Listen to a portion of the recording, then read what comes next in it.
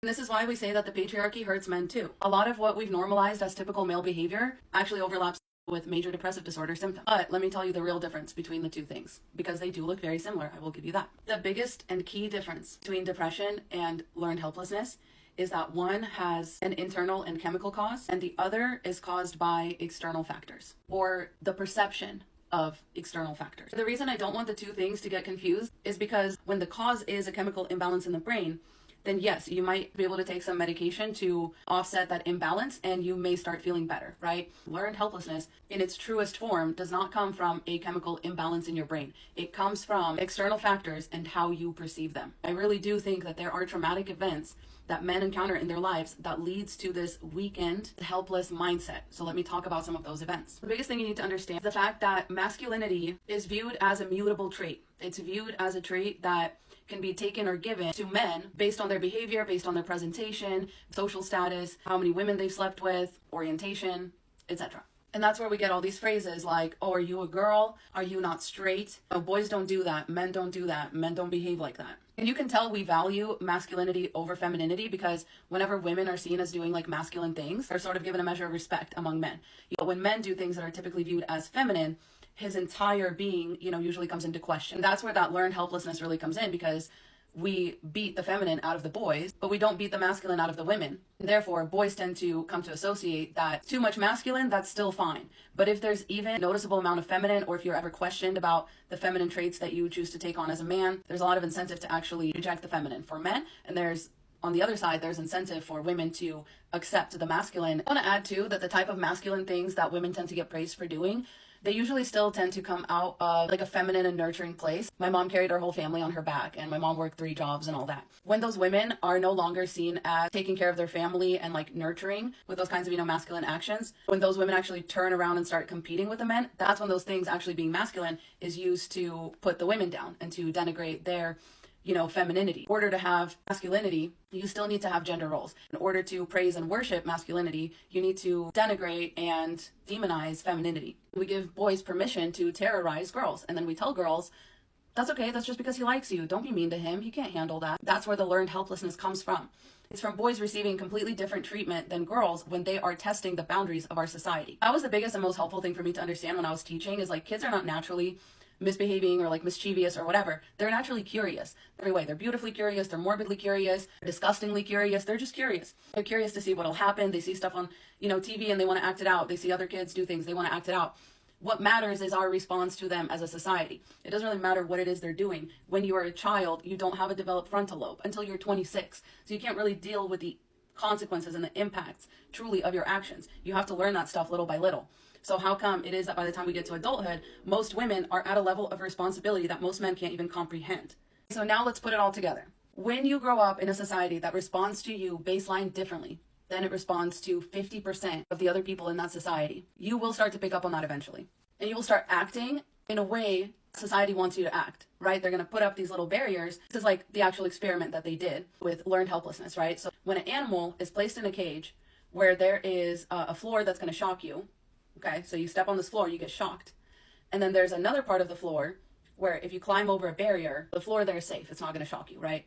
The dogs in that group learn to hop over the barrier. This would be like a little boy is experiencing an unpleasant emotion. He's crying. He's upset. And instead of telling him to stuff it, we say, hey, it's okay to cry. Cry it out. Feel your feelings. It's okay. We are effectively teaching him to hop over to the safe side of the room that he's in. So if a young boy's emotions were well received, it turns out all these shocks that you perceived as controlling you or controlling your life or controlling your psyche or whatever can just simply be avoided if you make the effort of hopping over the barrier into the place where it's safe to exist as you are. Now, the other part of the experiment that they did had the same exact setup with the electrified floor.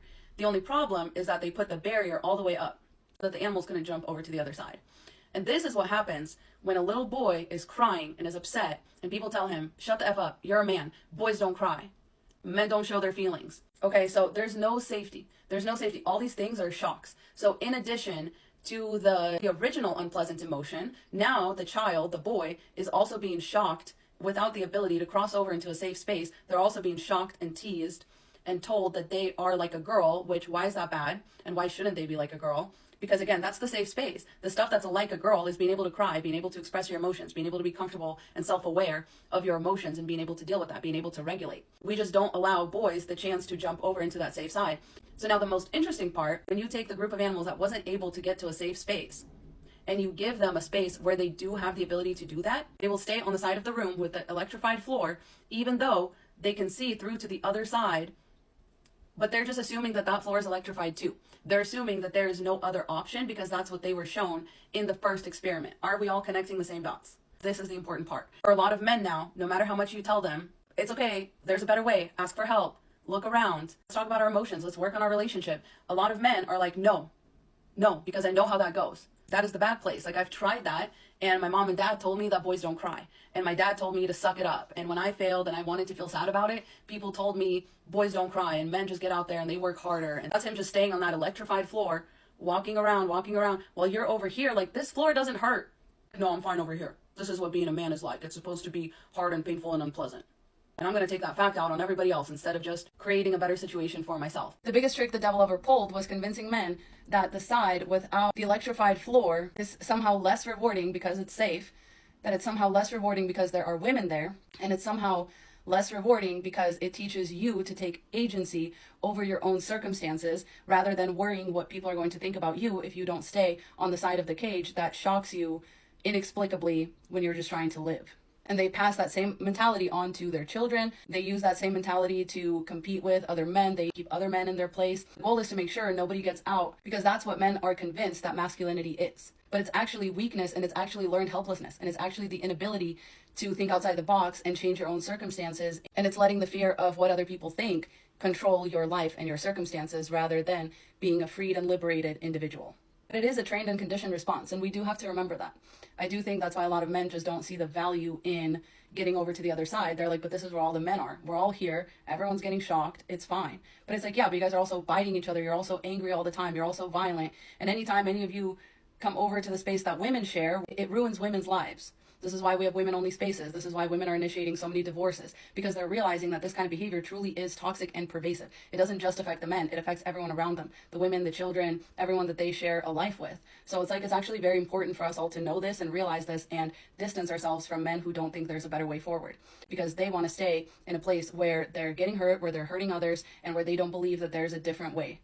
The saddest and most offensive part is how truly pervasive this learned helplessness is. It's like pulling nails trying to get them to change. Wash your butthole. I can't, that's gay. Learn how to cook. No, that's what women do. Either for your kids when they're sad. No, they need to suck it up and tough it out like I did. And you're passing on that same learned helplessness to your children. And this is why the patriarchy hurts everybody, including men, because this is bad for men. Not knowing how to cook for yourself, that's a health hazard. Not knowing how to clean, that's a health hazard. Not going to the doctor, health hazard. Not being able to talk about your feelings, health hazard. Learning, growing, changing, experiencing, all of those things are not reserved for women.